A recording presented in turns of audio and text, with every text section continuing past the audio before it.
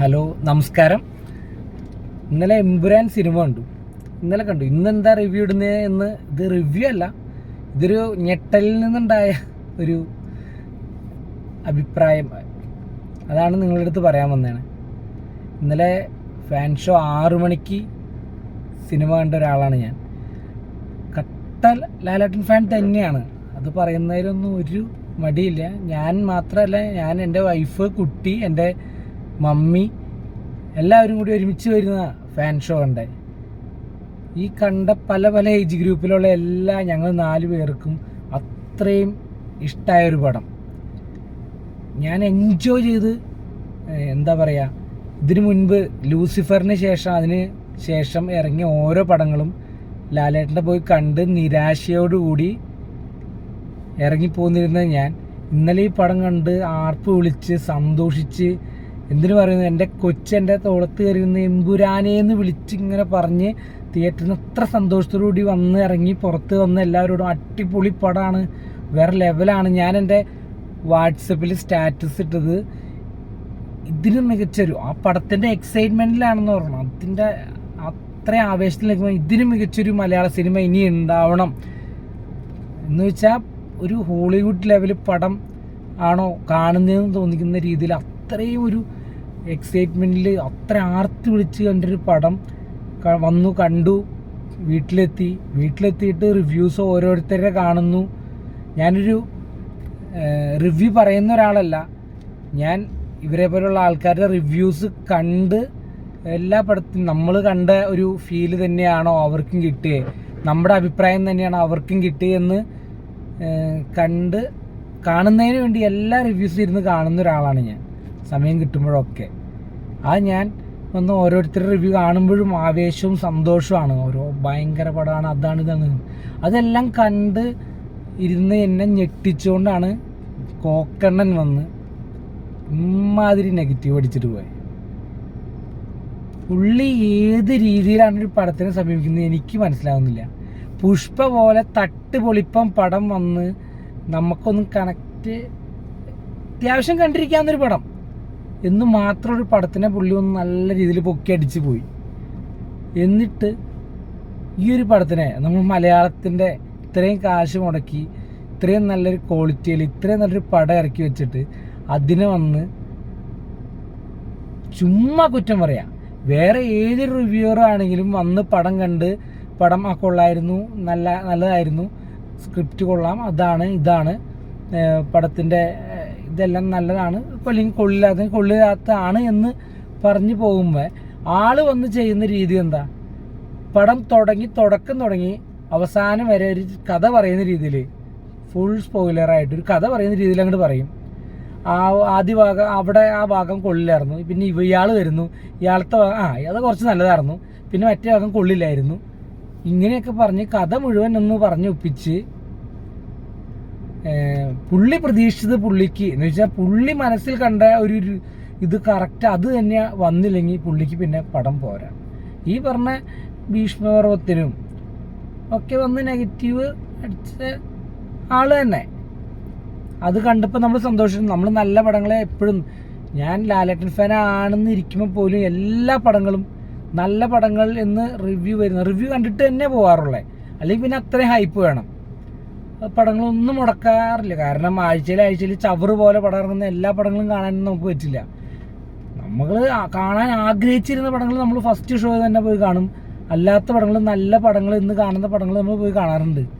പുള്ളി വന്ന് എന്തൊക്കെയാണ് 1 മിനിറ്റുള്ള ആന്നി പെരുമ്പാവൂര് കോമഡി ആവാൻ ചിലപ്പോൾ ആളെ കാണുമ്പോൾ തന്നെ എല്ലാവരും ചിരിക്കും. പുള്ളിയുടെ റോള് പറഞ്ഞ് വന്ന് പോയി. ആ 1 മിനിറ്റിന് വേണ്ടി അഭിനയിക്കാൻ നമുക്ക് അമിതാഭ് ബച്ചനെ കൊണ്ടുവരണം, അല്ലെങ്കിൽ കമലഹാസനെ കൊണ്ടുവരണമെന്ന് പറയാൻ പറ്റില്ലോ. അഭിനയം തുളുമ്പുന്ന സീനൊന്നും അല്ലല്ലോ. പുള്ളി വന്ന് പുള്ളിയുടെ സീൻ വന്ന് പറഞ്ഞിട്ട്, പുള്ളി ഇത്രയും കാശ് കൊടുക്കുന്ന ആളല്ലേ, പുള്ളിക്ക് 1 മിനിറ്റ് വന്ന് അഭിനയിച്ച് പോയെന്താ കുഴപ്പം? ഇതിനു മാത്രം ട്രോളാൻ എന്താ ഉള്ളത്? അതേപോലെ തന്നെ നമ്മൾ ഡ്രാഗൺ ബാക്കിൽ വരുന്ന പുറംതിരിഞ്ഞുന്ന ആള് ഭയങ്കരമായിട്ട് പ്രതീക്ഷിച്ചു, ഞാനും പ്രതീക്ഷിച്ചു. പക്ഷെ നമുക്ക് പെട്ടെന്ന് എല്ലാവർക്കും അത് മനസ്സിലായില്ല. റിക്യൂൺ എന്ന് പറഞ്ഞാൽ ഫാസ്റ്റ് ആൻഡ് ഫ്യൂരിയസിലേക്ക് അഭിനയിച്ച അമേരിക്കയിലെ തന്നെ ഏറ്റവും നല്ല പ്രഗത്ഭരായ നടന്മാരിൽ ഒരാളാണ്. ആള് ജസ്റ്റ് 1 മിനിറ്റ് ആൾക്ക് ഇമ്പാക്റ്റ് ചെയ്യുന്ന സീനുകളൊന്നുമില്ല. എന്താ പറയുക, അടുത്ത ഭാഗത്തേക്ക് വേണ്ടിയാണ് ആൾ കൊണ്ടുവന്നേ. അത് ജസ്റ്റ് ഒരു സീൻ ജസ്റ്റ് ഒന്ന് അവതരിപ്പിച്ചു, ആള് പോയി. അതിന് എന്താ പറയുക, ചൈനീസ് റെസ്റ്റോറൻറ്റിലെ കുക്കിനെ പോലെ, ചൈനീസുകാരനാണ്, ചൈനക്കാർക്ക് ആ ഒരു ലുക്കല്ലേ ഉണ്ടാവുള്ളൂ. അല്ലാണ്ട് കോക്കണിനെ പോലെ എന്നെ പോലെ ഇരിക്കുമോ ചൈനീസിൽ നിന്ന് വരുന്ന ഒരാൾ? അതിന് അയാൾക്ക് അറിയില്ലായിരിക്കും. കേരളത്തിലെ ഏറ്റവും നല്ല റിവ്യൂസ് പറയുന്ന, സത്യസന്ധമായിട്ട് എന്ന് പറയുന്ന ബ്രാൻഡാണെന്ന് പുള്ളി തന്നെ പറയുന്ന കോക്കണ്ണൻ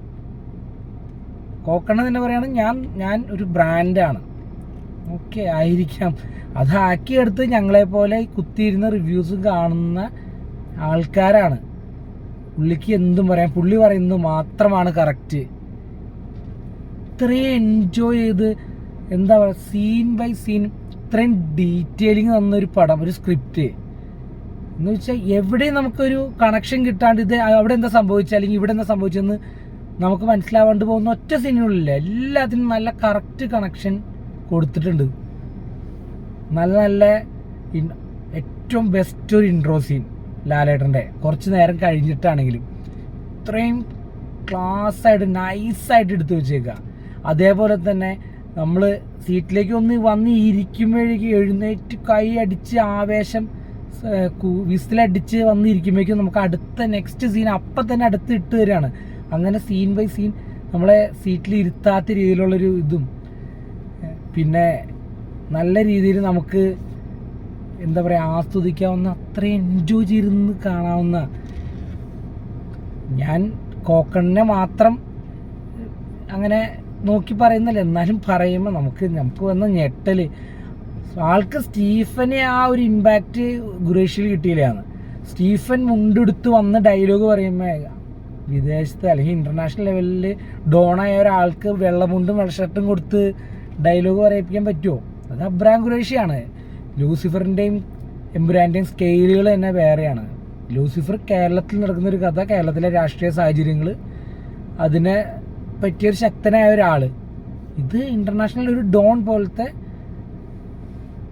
ഒരാളാണ് അബ്രാം ഖുറേഷി. അപ്പോൾ ആ ഒരു പടത്തിൻ്റെ സ്കെയില് വേറെയാണ്. അല്ലാണ്ട് ലൂസിഫർ കിട്ടി അതേപോലെ തന്നെ ചെയ്ത് കഴിഞ്ഞാൽ നമുക്ക് അപ്പോൾ പറയും ലൂസിഫർ പോലെ തന്നെ ആയിപ്പോയി, ഒരു മാറ്റം ഉണ്ടായില്ല എന്ന് പറയും. കുറ്റം പറയണമെന്ന് മനസ്സിൽ വിചാരിച്ചുകൊണ്ടിരിക്കുന്ന ആൾക്കാർ എന്തൊക്കെ കാണിച്ചാലും കുറ്റം തന്നെ പറയും. എന്തായാലും മലയാളത്തിൽ ഇത്രയും വലിയൊരു പടം ഇറക്കിയിട്ട് അതിനിങ്ങനെ മാനസിക വൈകൃതം എന്നൊക്കെ അല്ലാണ്ട് എന്താ പറയണതിന്, അതിനിങ്ങനെ ഡീഗ്രേഡ് ചെയ്യാൻ ഞാൻ എന്ത് കുറ്റമാണ് ആ പടത്തിനെന്നാണ്. അതിൻ്റെ എവിടെയാണ് സ്ക്രിപ്റ്റ് ബേസ് അല്ലെങ്കിൽ മേക്കിംഗ് ബേസ്, എന്ത് കുറ്റമാണ് ഇങ്ങനെ പറയാനുള്ളത്? ഇതൊരു 100% എല്ലാം തേഞ്ഞ ഒരു പടമൊന്നും അല്ല. ബാഹുബലിയും KGF എല്ലാം അങ്ങനെയൊക്കെ തന്നെയാണ്. ഒരു സിനിമ സ്റ്റാർട്ട് ചെയ്ത് തീരുന്ന വരെ ഒരേപോലെ പോയിട്ടിരുന്ന പടങ്ങളല്ല, കയറ്റിറക്കങ്ങളെ എല്ലാ പടങ്ങൾക്കും ഉണ്ടാവും. എന്നും പറഞ്ഞ് ഇങ്ങനെ കുറ്റം പറഞ്ഞ് കാണാനിരിക്കുന്നവരെ പോലും വെറുപ്പിച്ച് ഇതുപോലൊരു പടം ഇനി ഇങ്ങനെ കുറ്റം പറഞ്ഞ് ഇത്രയും പ്രശ്നങ്ങൾ ഉണ്ടായിക്കഴിഞ്ഞാൽ ഇനി ആരെങ്കിലും ചെയ്യുമോ? ഇങ്ങനൊരു പടം ചെയ്യാൻ മുന്നോട്ട് വരുമോ? എന്താണ് എനിക്ക് പറയാനുള്ളത്, എന്നെപ്പോലെ എൻ്റർടൈൻമെൻറ്റിന് വേണ്ടി പടം കാണുന്ന ഒരു 90% ആൾക്കാർക്ക് ഈ പടം ഇഷ്ടപ്പെട്ടിട്ടുണ്ടെന്ന് എനിക്കറിയാം. പിന്നെ എന്താ പറയുക, ഓരോ നടൻ്റെ പേര് പറഞ്ഞ് കുറ്റം പറയാൻ വേണ്ടി മാത്രം നടക്കുന്നവർ, ഇവരൊക്കെ കാരണം മലയാള സിനിമ താഴേക്കല്ലാണ്ട് മുകളിലേക്ക് പോവില്ല. എങ്ങനെ പോണേ? ഇത്രേ എനിക്ക് പറയാനുള്ളൂ. നല്ലൊരു നൈസ് പടമാണ്, തിയേറ്ററിലെ എക്സ്പീരിയൻസ് ആയിട്ടൊരു പടമാണ്. ഇത് നിങ്ങൾ കണ്ടില്ലെങ്കിൽ നിങ്ങൾക്ക് നഷ്ടം തന്നെയാണ്. OTT ഒന്ന് കാണേണ്ട ഒരു പടമല്ല. മലയാള സിനിമയാണോ, ഒരു മലയാള സിനിമയാണോ എടുത്തു വെച്ചിരിക്കുന്നതെന്ന് നമുക്ക് തോന്നിപ്പോവാം. അത്രയും എന്ന് വെച്ചാൽ അത്രയും ബെസ്റ്റായിട്ട് നല്ല എൻജോയ് ചെയ്ത് കണ്ടിരിക്കാവുന്ന ഒരു സൂപ്പർ പടം ആണ്. എമ്പുരാൻ L3 ഉണ്ടാവട്ടെ എന്ന് ആഗ്രഹിക്കുന്നു, കാത്തിരിക്കുന്നു. Okay, by.